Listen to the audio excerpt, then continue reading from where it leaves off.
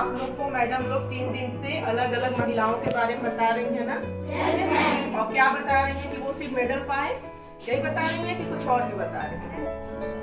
उसके पीछे का संघर्ष बता रही है ना? yes, हमारा बताने का ये उद्देश्य सिर्फ ये नहीं है कि उन्होंने मेडल पाया, ये उद्देश्य उन्होंने कैसे पाया, उसके पीछे कितना परिश्रम लगा, ठीक है ना? नहीं तो हम लोग बता देंगे इन्होंने ये मेडल पाया, इन्होंने वो मेडल पाया, बस हो गया। आप लोग को लगेगा बहुत अमीर घर की होंगी, पैसा होगा, आराम से अच्छे एकेडमी में एजुकेशन पाई होंगी और चलो भैया बन गई होंगी। लेकिन आप लोग को सुनने के बाद पता चल रहा है ना, गरीब परिवार से थी और बहुत ही उनके अंदर टैलेंट था, ठीक है? तो इसका मतलब क्या हुआ, सफल होने के लिए पैसा जरूरी नहीं होता, बस जरूरी होता है परिश्रम और एक टैलेंट, और सही समय पर उस टैलेंट की पहचान कर लेना और उसके पीछे दिन रात एक कर लेना। तो वैसी एक महिला थी कौन? दीपिका कुमारी। क्या नाम था इनका? दीपिका कुमारी। दीपिका कुमारी। इनके हाथ में कुछ दिख रहा है क्या? तीर और धनुष है। ये तीरंदाजी करते हैं, जिसको इंग्लिश में कहते हैं आर्चरी। क्या कहते हैं? आर्चरी। तो ये क्या थी ना, ये रांची में पैदा हुई थी। कहाँ पैदा हुई थी?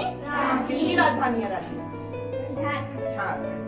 रांची बहुत छोटा सा शहर है और उसी के गांव में का बहुत ही, मतलब जैसे तुम लोग का जौनपुर शहर है, चकताली के होना तुम लोग, वैसे ही बहुत ही छोटे से गांव में ये थी। लेकिन इनके अंदर एक हुनर था, तीरंदाजी का। लेकिन ये इनको कब समझ में आया? 14 साल की आयु में। कब समझ में आया? 14 साल। और इनके पिताजी का क्या नाम था? शिव नारायण महतो। और मम्मी का क्या नाम था? गीता महतो, ठीक है? और इनका जन्म कब हुआ था? 13 जून को 1994 में। 13 जून 1994। लेकिन ये बहुत ही गरीब परिवार से थे। इनके पापा क्या थे? Auto driver. और मम्मी क्या थी? एक हॉस्पिटल में नर्स का काम करती। महीने में सिर्फ उनको 500 रुपए मिलते। कितने मिलते थे? 500। बहुत ही गरीब परिवार थे। एक दिन अपनी मम्मी के साथ जंगल के रास्ते मार्केट जा रहे हैं, तो उन्होंने क्या देखा? एक आम देखा, पेड़ पर एक आम था। उनको लगा कि यार ये आम मुझे मिल जाए, जल्दी से मैं इसको खा लूं। तो उनकी मम्मी कहीं, बेटा इतना ऊंचा कहाँ से पाओगी? तो कहीं नहीं मम्मी, मैं तो पा जाऊंगी। उन्होंने एक ईटा उठाया, मारा पे निशाना और गिर गया नीचे। उसको लगा ये टैलेंट तो मेरे अंदर है, अब वो या टैलेंट यूज कैसे करूंगी? भाई पढ़ाई लिखाई का तो उतना समझ था नहीं। उनको लगा ये टैलेंट हम यूज कर लें अपना। तो वो गई जंगल में, ली धनुष बनाई, तीर बनाई और फिर उसके बाद उन्होंने निशाना साधने लगी। महाभारत की कहानी सुने हो? नहीं सुने? कौन तीर सबसे अच्छा चलाता था महाभारत? नहीं बेटा, अर्जुन। कौन था? अर्जुन जी। तो हमेशा से आता है कि आदमी लोग ही तीरंदाजी कर सकते हैं और महिलाएं नहीं कर सकती हैं।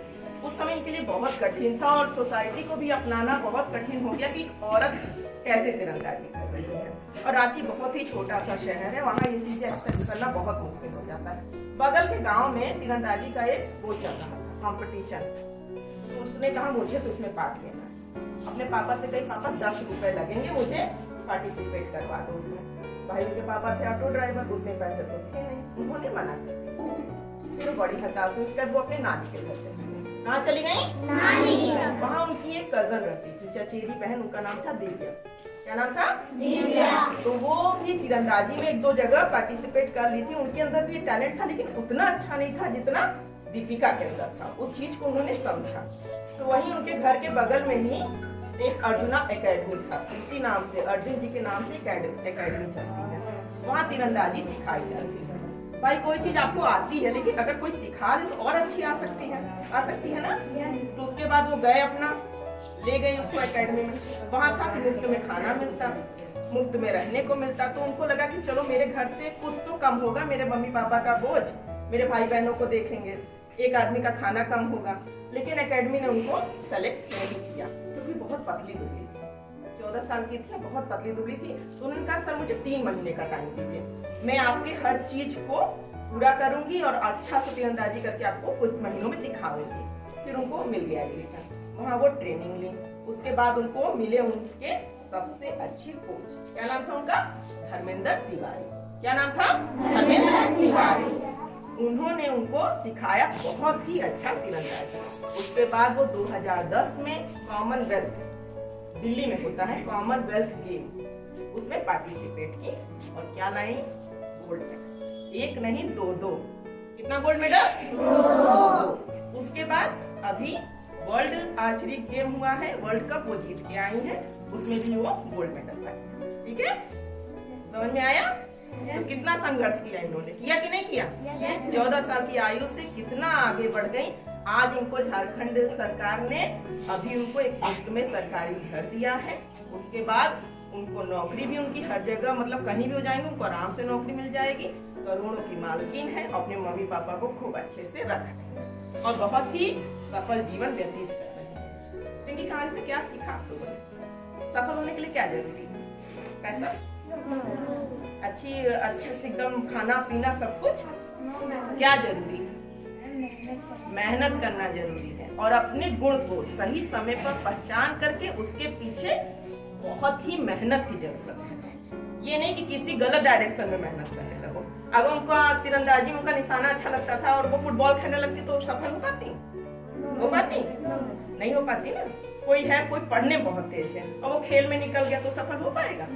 आप पढ़ाई में सफल हो जाओ, इंजीनियर बन जाओ, डॉक्टर बन जाओ, जरूरी नहीं है कि सिर्फ खेल में निकलो, लेकिन जरूरी है कि बस सफल हो, अपने गुण को पहचानो। हर एक इंसान के अंदर एक टैलेंट जरूर होता है, भगवान किसी को ऐसे नहीं भेजा, एक टैलेंट के साथ भेजा, उसको पहचानिए।